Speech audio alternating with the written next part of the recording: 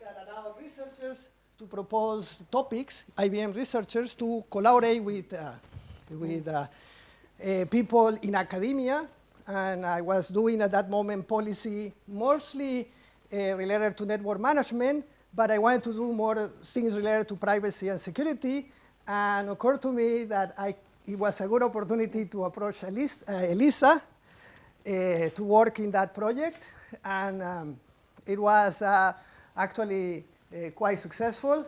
Today I was looking at Google Scholar, and according to Google Scholar, we have 22 papers that we co-author together. That's good. So after that, well, I started looking more about Elisa, and so there is this publication that the database community does about interviews of prominent researchers in the area, and it comes in Sigmod records, I think once every year.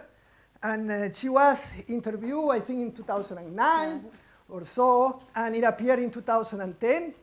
And I would like to read the first question and the answer that she gave about the first question in this interview. So the question is, Elisa, you have written a lot of papers and you are listed very high in CiteSeer. For example, you have 25 papers listed in DVLP just in 2007. And you have 301 co-authors in DVLP. How do you collaborate with so many people? So her answer was the following. I really like to work with other people a lot. I try very much to understand what other people are working on because I feel that I learn a lot from them, more than they learn from me. This goes back to my very early experience when I was a very young researcher, 23 years old. At that time, I had a lot of ideas for research that I wanted to do, but I was always running into very senior people in, let me continue here, it's a long answer.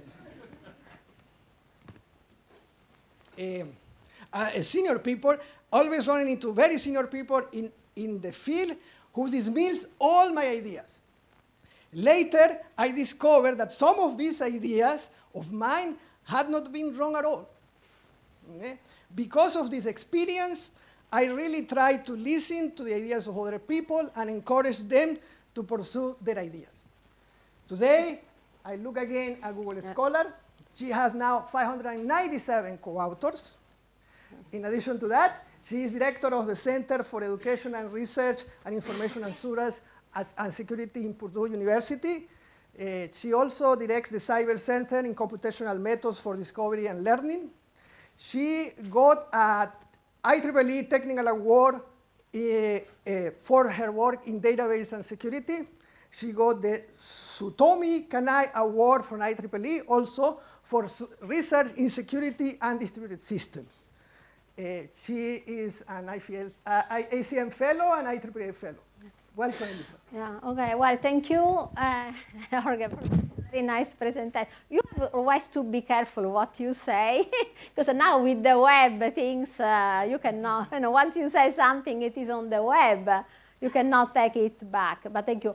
I would like to say, actually, that Jorge was reading my papers, but I was reading his paper before he was reading mine. Because very early in my research, we were working on deductive databases, which was a very rich area in the 85, 90s. And so all the papers by Jorge always come up as the mostly cited papers in that area. So for me, it was really a dream to be able to work with him. So I was happy that later on we really were able to work together.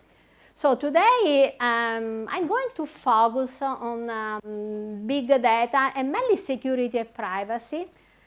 So I have listened to the presentation of this morning, and I changed a little bit my presentation in real time. So I decided I wanted to explain some cryptographic protocols, but then I decided to skip that and focus on something else, which we have been doing in our Cyber Center. But let me start with saying a few obvious things with big data So today we have a lot of technology for acquiring data from the environment. Typically, we have a lot of sensors, drones, pervasive computing capabilities, so we can acquire a lot of data. Not only we can acquire all this data, we can also process, store this data because of computing capabilities, cloud technology, and so forth. And we have a lot of work on machine learning analytics. A lot of good work is going on here at the UPF.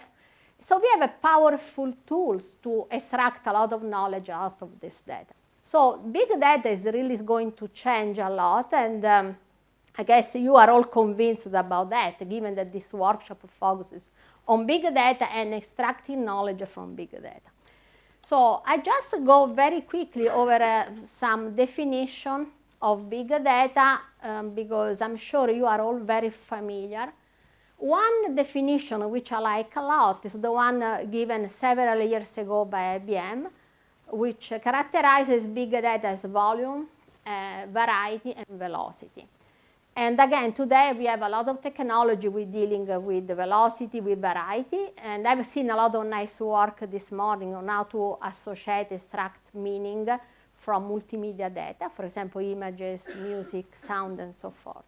However, another very important characteristic that we realized is that the power of big data also comes from being multi-source. So the idea, and we have seen this in practice in our work as a cyber center at Purdue, that typically in a lot of cases, you end up having big data by aggregating a lot of different small data sets. And sometimes the data sets may represent different aspects in a certain phenomenon or event of interest. And this is what brings really a lot of power to big data. So by correlating, combining heterogeneous data, you extract much more knowledge out of the data.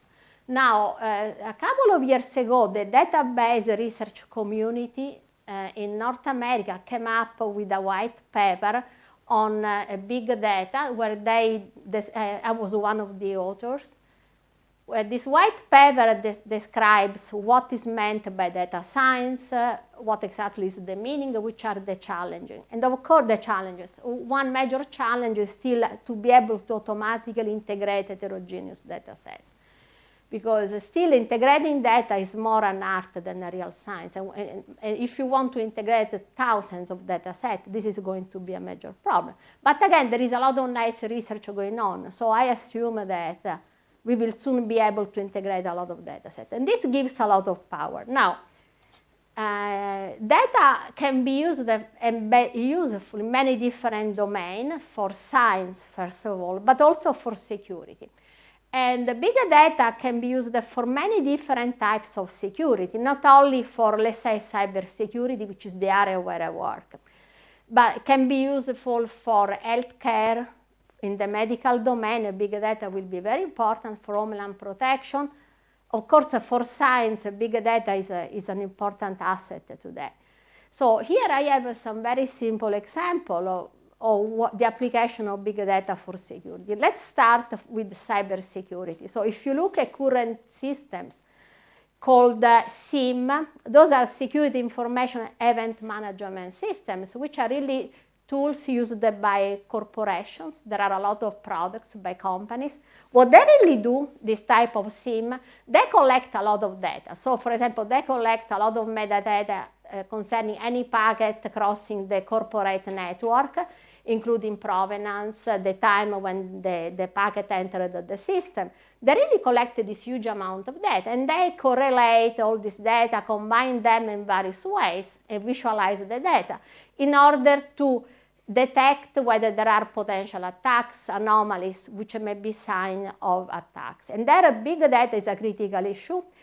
And those tools are quite powerful. Typical problems they have, and again, I talked to many companies using them, is the fact that they have a lot of false positives. That is always a problem that they mention. Their security analysts look at all these alarms, and many of them turn out not to be true. But in any case, at the end, this is really the problem of having a lot of data, integrating them, and try to come up with anomalies. Authentication is another area where more and more we see a lot of use of personal information, including physical information like biometric, being used for authenticate users. And now not only we see biometrics, which is again used, but we see ideas like continuous user authentication. The idea being that the system kind of learns your typical behavior while you are connected with the computer. And the system will learn your behavior, and therefore you don't need to do explicit actions for authenticate. The system, in a way, will be able to by looking at your typical behavior against the actual behavior, can see whether there are differences. Now, of course, there are not a lot of very strong systems, but that is one area. And even biometrics is becoming much more wider. So before when we thought about biometrics, the idea was always fingerprint, retina scan, a more face. But now they look at the gait, the way you walk, especially if you have a mobile device. They may look at the vein on your hands. We had a bank coming and talking to us. They wanted to explore this type of biometric and so forth. But the point would be that even for authentication, to make sure that the users are strongly authenticated, we see a lot of data collection about the users. Access control is another area where I did a lot of work, and again, there the trend is to collect more and more data. A typical example is location-based access control, where we did a lot of work some years ago. Then I thought, okay, let's do something else. And now recently we have done some new work, and for some reason this paper is getting a lot of download. I thought, okay, people had enough of location-based access control. But there the implication is that a user, in order to access some sensitive data or resource, needs to provide a location. He can only access from a certain location. So this requires the access control system to know the location of the user, which means that the access control system will start acquiring a lot of sensitive data. So you may ask me, okay, but we would assume an access control system to be trusted. Yeah, but still it is a software system, it can be compromised. And the more data a system has to acquire a user, the more expensive will be securing all this data. So organizations tend to get a lot of data. It is good, acquiring a lot of data is great, but if data is sensitive, then your cost of keeping all this data, because you have to secure them, is going to be higher. So one has to really understand the data. Finally, insider threat, which is another project where we had a big project funded by the Department of Homeland Security, again, looks at monitoring what the users do to detect whether users are misusing the data. So they get data for which they have access, so they have a permission, but they are using the data for something else, they are copying the data somewhere else. And again, the way we address this problem is to looking at typical use of the data, creating profile of data use, and then using machine learning to do some anomaly detection. So this shows you an example where basically a lot of these techniques for security are based on collecting a lot of data, somehow analyzing this data. Homeland protection is another area where people have talked a lot, especially prediction of attacks. It's not clear whether those systems really helped a lot in predicting attacks. But for sure, management of emergencies and disasters can be very useful, because if you know where users are at a certain moment from social network, you can easily reach those users, help with managing the emergency. Another area which is very important is for sure healthcare and medicine in general, where there is the trend of personalized healthcare, which requires a lot of data again. So far, data seems to be very useful in many different domains. Unfortunately, when you try to use data, not only for security, including cybersecurity, or also for other things, you run a lot of privacy risks. And those risks arise because on one side, as I said before, in many cases you needed to exchange and integrate data across multiple sources. The problem is that then data becomes available to multiple parties. And the chances are that one of those parties doesn't do a good job in protecting the data. For example, at Purdue, we have a specialized system called the Fortress that whenever a faculty have to do research on sensitive data, they store the data in this special server, which is isolated from the rest. Everything is encrypted there. Okay, but what other organizations do they use the same? If one of the parties is a bit weak, data can be compromised. But not only this is a problem, there is a major problem like even when you anonymize the data, which means you take your data and you remove sensitive data, for example, the name of the user or other, I don't know, social security number, passport number, you can still re-identify the data. So you can still, even if those portions of the record are removed, you can still link this data to some specific individual. I'll give you a very simple example, which is very well known. And then again, security tasks require getting so much information about the users, which then really you have all those privacy risks. So before going to the major question that I'm trying to really address here, let's look at this very simple example. This is very famous and led a lot of nice research about data anonymization, which has today's very rich area. And there are very strong researchers even here in Catalonia, like Professor Domingo Ferrer is one very strong researcher, one of the best, I would say, who has done really fundamental work. But this is just, if you are not aware, just a simple example which shows you that just removing sensitive, identifiable information from a record is not enough. So this is the famous example introduced by Latanya Sweeney. She was a PhD student at MIT, and she was working on privacy on medical records. And she came up with an actual real example where the Massachusetts hospital was obliged to discharge a data set concerning medical treatment of patients. Of course, these data sets were anonymized. As you can see, there was no social security number, no name. Okay? However, there were certain information that people call quasi-identifiers, which are typically the date of birth, the sex, and the zip code. Even though those are not, it's not really by themselves, they cannot identify an individual, they can be correlated with other data sets which have the actual name. So what she did, she bought a voter list, which apparently she could buy by paying a few dollars. Now, this voter list, as you can see, had certain columns in common with this anonymized data set. Basically, had the zip, date of birth, and sex. And by correlating the record on these three common columns, she was able to identify, for example, that the last record becomes to a specific user with a name. So this is a very well-known problem. This means that even if you anonymize the data, if this data has a common field with other data sets which contain which contain the actual name of the individual, then anonymizing your initial data set is not sufficient. And remember, today we have so many information sources around. You never know, once you release a data set, with which other data sets those are going to be combined. And again, the field is very rich. There are a lot of techniques, much more sophisticated. People started with the notion of anonymization, then this was extended a lot, then people came up with differential privacy, and there is a lot of excellent work done here. So, but this is one example that you have when you start combining all those data sets.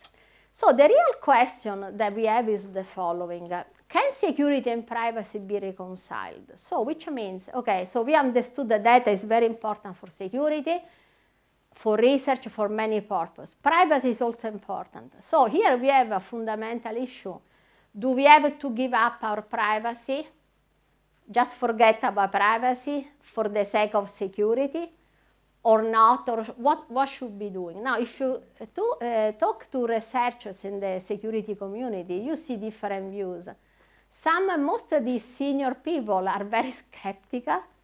They tell me, oh, just forget about privacy. We lost our privacy. We have to live with that. The future, we won't have any privacy, so just forget. And so sometimes I go back and forth. Sometimes I say, yeah, perhaps they're right. But once in a while I look around. So I looked a little bit and said, but, is the world worrying about this problem? What are the people thinking? I discovered a lot of interesting things. Actually, there are a lot of initiatives which really try to address this problem in a way or another, and keep in mind that some of those issues cannot be solved only on technical basis. They need to involve policymakers, then to involve other researchers from other disciplines. A nice example is this Internet Right and Principle Dynamic Coalition, where they are trying to come up with a charter of human rights and principles for Internet. Now, they have a long list of other principles, but two important were, on one side, the freedom of expression and association, which is to say everyone has the right to seek, receive information on Internet without censorship. This is by itself is a major problem because, of course, you don't want to have a censorship, but sometimes certain content, you don't want this content to be sent around. So, but the more important one is the principle on privacy and data protection, which really says that people have a certain right to privacy online. Okay? So people have the right to use encryption, the right to use online anonymity tool, and have the right to data protection, including personal data collection. So this is an initiative which, of course, is moving. There is a website. There was something even by companies. This was called the Global Network Initiative. There were some participant companies. Now, their goal was really to help companies, because one problem that companies have, they have to deal with many different privacy regulations in many different parts of the world. And they didn't want, they don't recommend that the company doesn't comply with the law, but they have a certain nice guidelines and say this is what you should do. Because they, again, wanted to make sure that privacy is respected as much as possible. So here there are some nice implementation guidelines that they suggest. For example, one thing, because many of them probably got requests from governments to release some of their data. So they give some guidelines saying, okay, you need to give the data, because if the law of the country requires, you have to comply, but you need to interpret the law as narrow as possible, check the law, make sure that this is really allowed by the law, and they have many interesting also examples.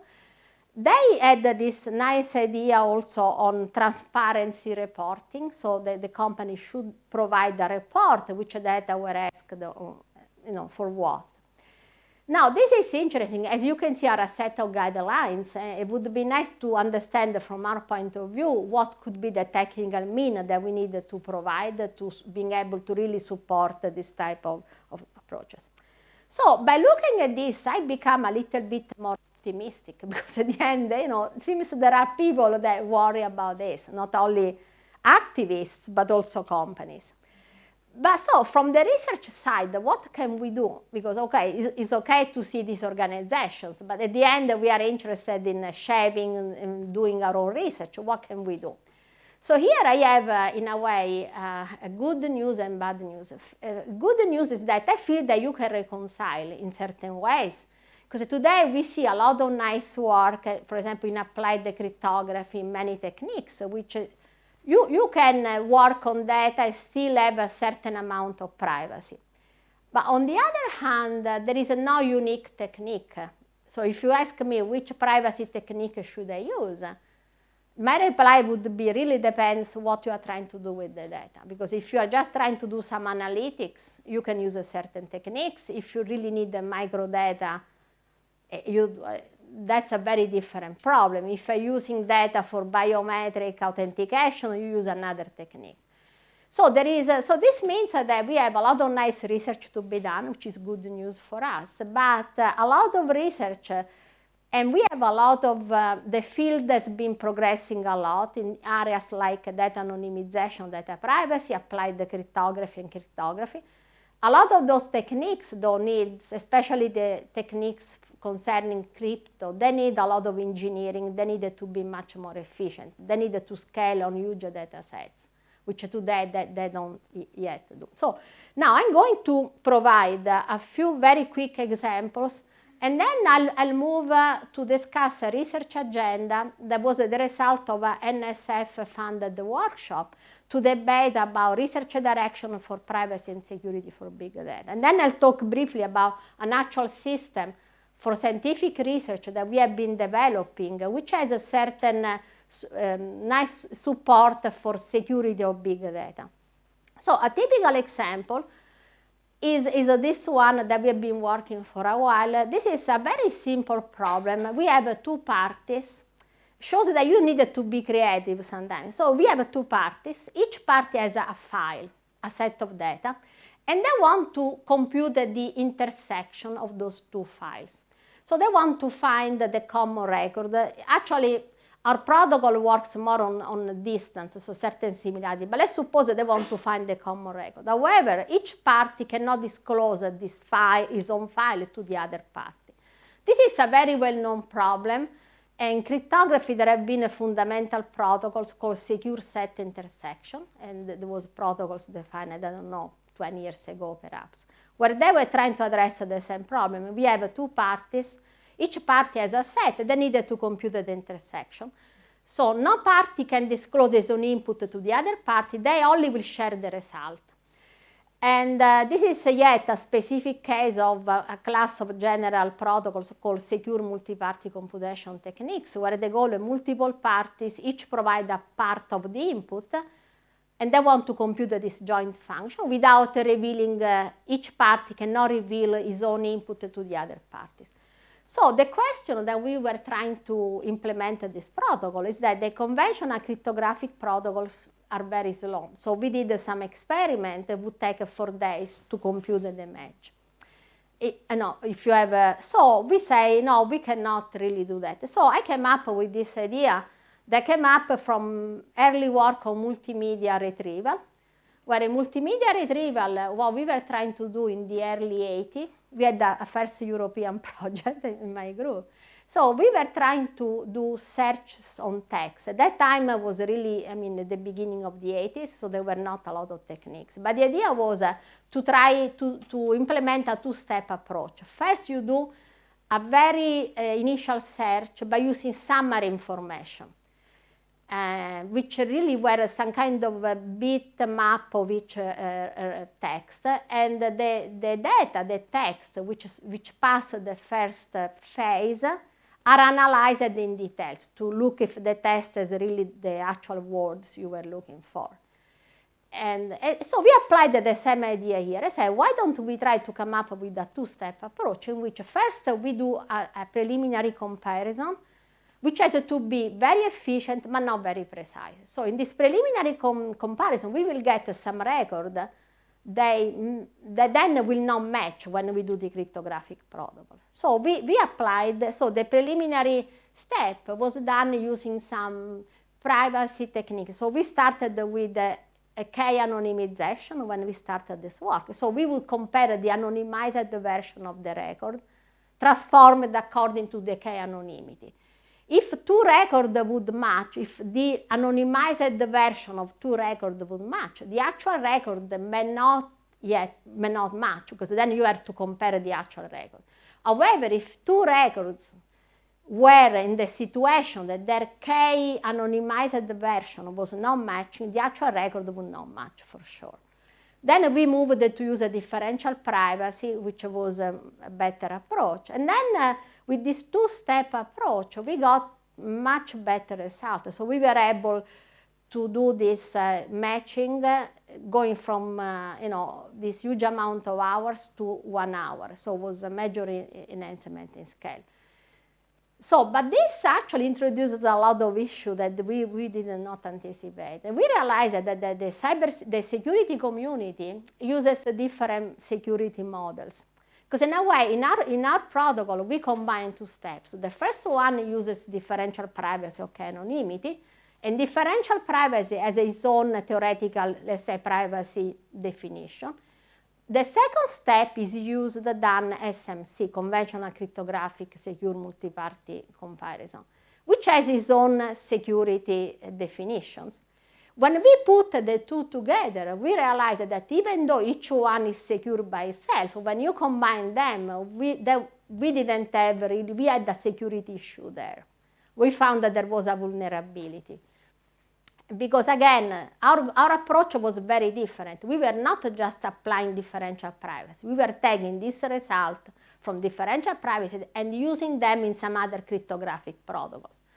And therefore, there was a security issue. So then we fixed the data and in some complicated way, but we realized that there is really the need for coming up with a good security model, especially when you try to combine completely different security techniques. The scalability is very good, but we needed to even enhance that. We have a semantic matching, where you want to do matching, not because currently we support string matching like edit distance or distance between numbers, but you want to do semantic matching, whereas, for example, if I have a record which has a field job, I would like to say that a value professor is much closer to the value associate professor than it is to student, and that's called semantic matching. So we would like to do that. But this is one example where in order to come up with some solution, you need to be creative a little bit, because we had to get this idea, be a good engineer, because I had a student who really got down and tried to understand how to implement SMC in a very efficient way, using some parallel computing as well. And then at the end, we got something that we think is reasonable. It can be used to do those matches in a more efficient way. Some other interesting examples, so those are quite old, was some other work which is privacy-preserving collaborative data mining. This is earlier work done by Clifton and Murat Kantarsioglu. They were addressing the same problem. I have n parties. Each party has a data set. They want to do data mining on the union of those data sets, but they cannot combine those data sets in some central server for privacy reasons. So each party cannot share his input data set. So they came up with protocols in which you can do this data mining, including classification, clustering, without sharing the data. The main problem here is the scalability. Those protocols are still very, very inefficient. We have done a lot of work on privacy preserving biometric, in which now with our technique we don't need to store the biometric template in Clear. And this is actually a little bit tricky, because a biometric, each time the biometric sensors would do a reading, the result of the reading may change a little bit. So we had to do some complicated approach in order to extract invariant information from this biometric, then use some support vector machine to do some classification and use error correcting code. And still, our results are not very good, in the sense that for biometric, you expect that you have to have a very low rejection rate. So if a user is really who is, you don't want to say, no, you are not authenticated. So we have basically an accuracy here about 80%, but for biometric, you must have at least 98. So we are trying to come up with a completely different technique, because that doesn't work. But this, again, is important, because with this idea of continuous authentication, if we can come up with systems that don't require to even store those biometric information in Clear, actually, then this will be very nice to have both security, because now you can authenticate your users, but also privacy at the same time. And there was also some nice work. The CryptoDB is very famous from MIT. This was a nice engineering work. What they did, they took an entire DBMS, let's say, for example, an Oracle, and the idea was to store directly the entire DBMS on a cloud, encrypting all the data. What they do, they encrypt columns with different encryption schemes, depending on the type of queries that you needed to do. So if you needed to do queries in which you needed to order the field, they needed to use a weaker encryption technique. Is a clever engineering work, because what they do, basically, they exploit a very important function of relational databases, which are the user-defined function. So if a user gives a query like age greater than 10, they rewrite the query, replacing the predicate with a call to a user-defined function which will decrypt the data according to the proper encryption. We did a similar work. Our work is a bit different, but is on the similar principle. But this system, CryptoDB, has been widely known. There was the Forbes journal mentioned this as one key discovery for privacy. And they have been doing work on also supporting machine learning on top of encrypted data. So if this is an area you are interested, this is really some good work to look. But I liked a lot this idea to say, okay, let's take an entire DBMS. We just encrypt everything and transform the queries. So they have a proxy which takes the query, rewrites the query. And again, we did a similar system. At the end, it didn't take a lot of work. I had a PhD student working for 1 year to do this. But our system has more fine-grained access control. But let's move to the research agenda. So as I said before, we have a lot of nice research. As you can see, depending on the techniques, you may apply different techniques. Like you may use these techniques like CryptDB if you just needed to support queries. You may use distributed machine learning with privacy preserving in case you need to do machine learning. But of course, there is a lot of wide research that needs to be done. And some issues are not really only solved by technical research, but we need to be a little bit more open mind and work with other people who work on policies, sociology, and so forth. A typical question is, first of all, for which domains security and privacy are critical, both of them? For sure, healthcare is one of them, because people are very sensitive about their medical privacy, but political privacy can be another important aspect. Which are the policy issues related to the use of data for security? One thing is the ethical use of data. For example, the ACM has a policy committee. And this policy committee focuses a lot on the ethics of our profession. So they have a lot of principles, say, a computer professional or scientist, which are the ethical principles he or she should follow. But there is nothing about the ethical use of data. So I have some colleagues from the social sciences who are looking into this problem. The ownership of the data is another critical issue. I see this all the time. So in computer sciences, we get this idea that I create a data, I create a file, I am the owner, I can control who accesses this data. And unfortunately, today, this is a really bad idea, because somehow what happened is that a piece of data, even though I created the file, I stored this data may belong to multiple parties. So this is a typical case.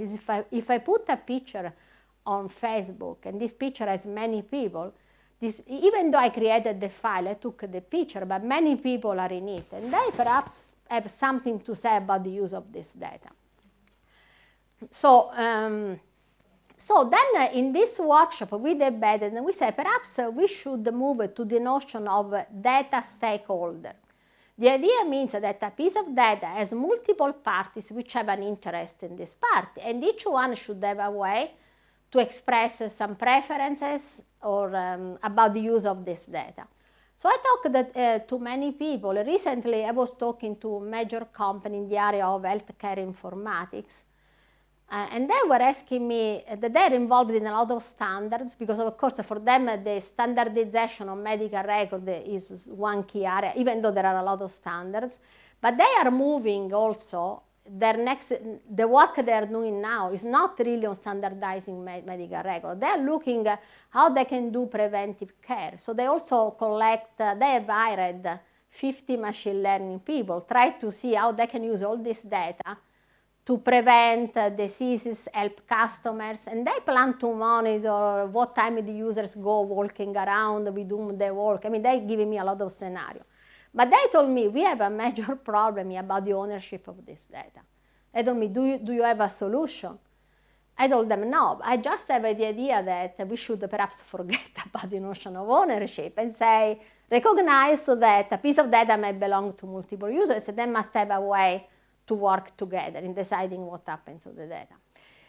The other, again, another important thing is people in privacy, especially the people who are very paranoid with privacy, they think that the users should control everything on their own data. This is a good idea, but it's very difficult to do in practice, because once your data go to a company, even if the company may not be willing to let you know how the data is used for business reasons. And so this is a question, is that always possible in all domains? Even technically, may that be always possible?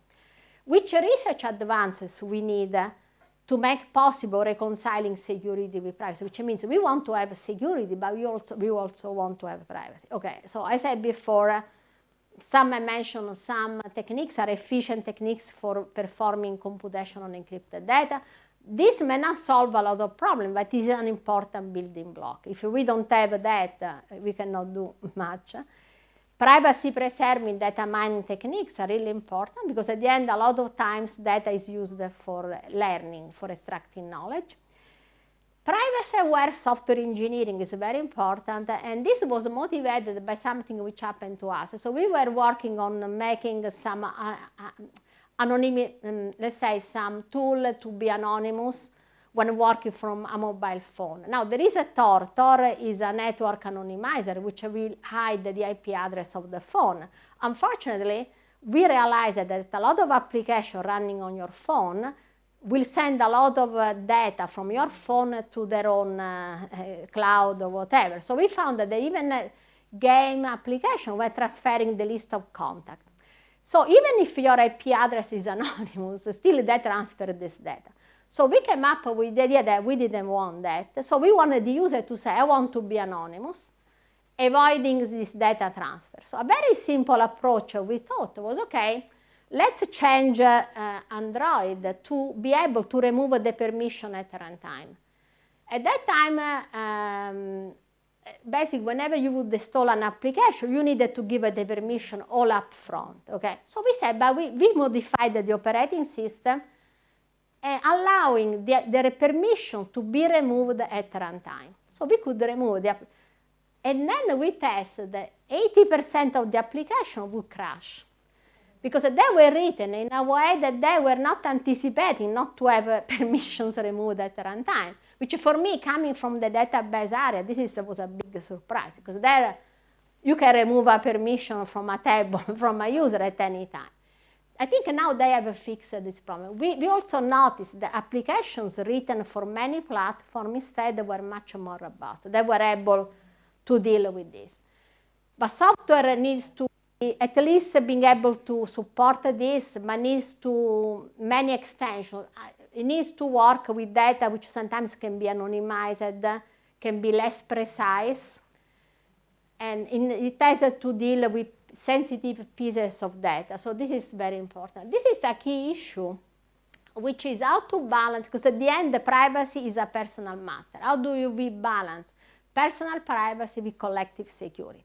That's a key issue, because personally, for example, I feel that medical data are a key for researchers doing the research in medicine. So I'm very willing to say, get all my data. I want the society to benefit, to get a better treatment. But on the other hand, I want to be sure that my data is well protected. Okay, I'll give my data to this research organization, but how do I know that they will make a good job in protecting my data? This is very important, but at the end is a personal decision. So can we have a recommender system which can help the users with this decision? Because at the end, especially when you deal with general public, which if you tell them, oh, but your data is encrypted, we use machine learning on encrypted data, this may not tell much to most of the people. So that is a problem. We have access control for big data, okay, because in general we have a lot of access control policies, so we need to manage those policies, and when data come with their own policy, you need to merge and integrate a lot of different policies. Data protection from misuse is very important. This deals with the fact that a user may have a permission to access a data, but what if the user uses this data for something else? For example, the user may copy the data somewhere else, may ship this data, This is tricky. This, again, will require machine learning, so characterizing what is the profile of use of the data is, what does this user do with the data, and then detect anomalies. So now this user is printing this data, is copying this data.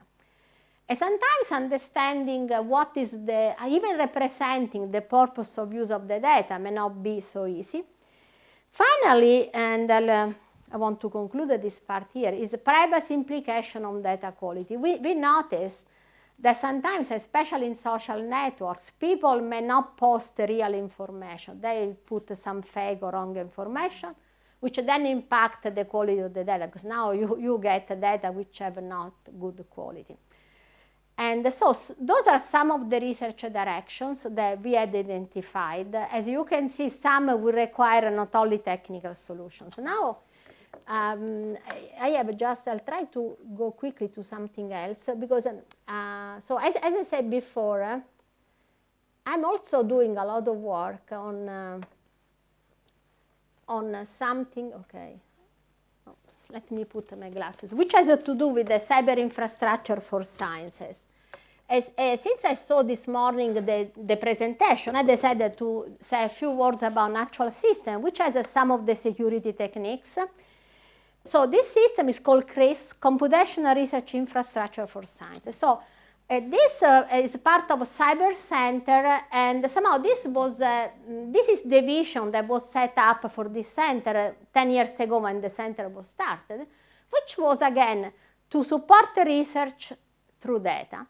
And here it's what we call our pyramid, which would need to be evolved a little bit. But as you can see, underlying, we have a lot of multimedia data coming from different sources.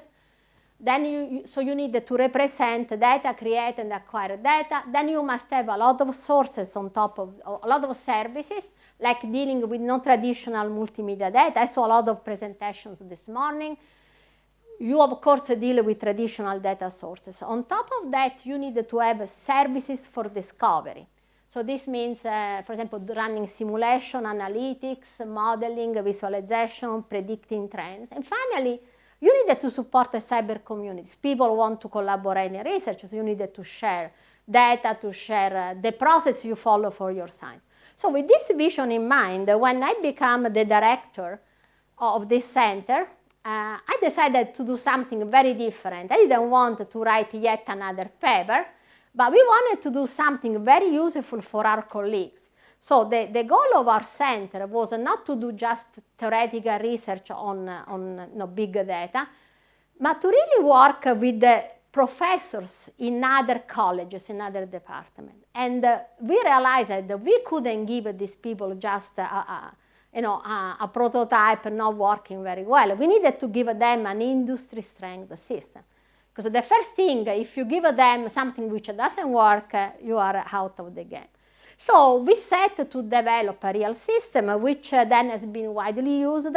You see some of the users. One of them is the Indiana State chemist. So what these people do, they basically, whenever there is, for example, some spill, some chemical spill in some river, they collect samples of water and then analyze those samples to see whether there are certain pesticides above a certain threshold. And they were looking for a system to manage this workflow. They use a workflow where the sample goes through several steps. And they asked the companies for a system, and they were asked the prices about $400,000 for the license, plus a certain amount every year. And then they heard about our system from Purdue, and they got our system. But we work with a lot of people. Purdue is a big agricultural school, so it has a lot of college agriculture. So you see we work in the new phenotyping facility. Is a big facility that Purdue is setting up. We work with people in the water community where they have sensors in the water. So basically, what CRIS are, so we developed this system. Again, we had two professional software engineers. You must have the right combination of people. You must, so we had the two professional software engineers, plus the key architect was somebody I hired. He was working in a company. He knows how to deal with customers. So I would send him to talk to the various professors in whatever field, and he would spend hours with them to understand what they really needed. We realized that a lot of other people like in agriculture, biochemistry, whatever. They like to use the data, but they don't have any idea what the data means, okay? It takes a while, and you must have hired the right person. So basically, we came up with a system which has a lot of nice features. So one of them is complete provenance tracking. We are very interested in research repeatability. So we wanted to make sure that the process followed by certain experiment or analysis is well formalized according to workflow. We provide security. Each researcher has his own workspace where it has access control. It is isolated from other workspaces. It's very flexible in terms of sharing data. And basically, the main idea is to support, to define the scientific process or experiment as a workflow. In addition, the system is very good for merging, annotating data, integrating heterogeneous data. Now, this system was not designed with our ideas. It was designed by listening to what the people really needed. So this time, we didn't say, we know. We listened to a lot of them for a while. And even we make extension only when we see that this is really needed. It's not because I want to add a fancy feature to my system. No, if this is really needed by researchers, we'll go and do the work. However, we do a lot of research. Okay? Like recently, we are really trying to understand how CRIS can be extended for being able to reproduce experiment or portions of the experiment, comparing experiments. Now, this is the actual architecture, so we can go very quickly, but as you can see, it has a lot of data services. The key one is the workflow management, which is very easy for users to configure the workflow. We have a lot of different storage systems. Mainly, the user data are stored into the NoSQL database, so we decided to use this, it's more flexible. Relational databases are used to store the system data. Finally, we also use Hadoop when we needed to use big data. We also have integrated the Globus Connect to transfer huge data sets. So the system has, the key notion is workspace, which is again unique for each project. And then we have a lot of different services, including data quality, because we realized that the users have a lot of problems with quality of the data, with mistakes of the data. So you need at least to be able to verify that the values are within certain bounds. We have a lot of wrapping techniques because people want to use some analytic tools or simulations. Okay, now I'll just skip, but this is an example of a workflow. Our idea is that people can configure workflow using drag and drop. So they can click, add a new step between two steps. We notice, though, that usually the professors will send their PhD student to learn our system.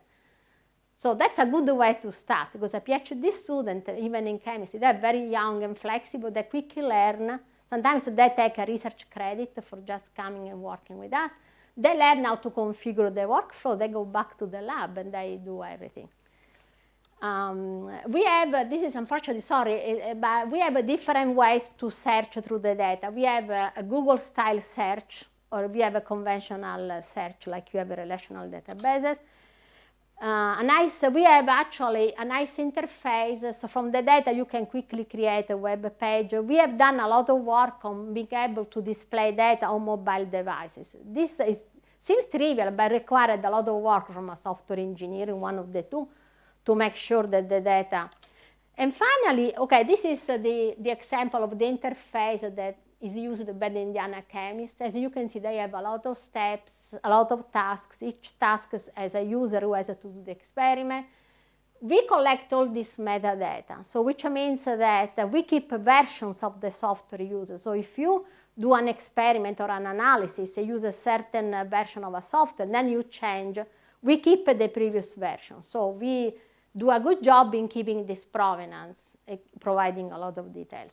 Finally, the last thing that I added was the GIS. Now, for this, we had been arguing a lot, because since 3 years, I told the managing director, we needed to add the GIS. He told me, no, so far I haven't seen any users or customers requiring a GIS. But then quickly, last 2 years, we work with people doing remote sensing. He became convinced that we need at least to be able to show a map and putting, showing, for example, where there are the various sensors on the field. So what are next steps? So first of all, we are going to release CRIS as open source. We are really working on preparing the documentation. So our goal by the end of August is to give it in the public domain so people can download and use. Because we like the system to be used by many people, not only by Purdue. So this is what we will do. And it seems trivial. Red Hat has been talking to us, insisting that we need to give this in open source. It's easy to say, but doing still requires, you need to engineer well the software, prepare all this documentation. We want to extend much more. In particular, we are looking more into focusing much more on data quality and research result reproducibility. So to be able to say, can this be used to really reproduce the research? Because we keep all the workflow. We want to focus much more on sensors. And finally, analytics is the other thing. We realize that everyone at Purdue talks about analytics, but this means different things to different users. Because some people refer analytics just to visualizing some data. Not many of them require real machine learning at the moment, from what we have seen. But we really plan to do those extensions, and then perhaps in 3 years we'll have a new version of the system. So I'll stop here, because I think I'm a bit over time.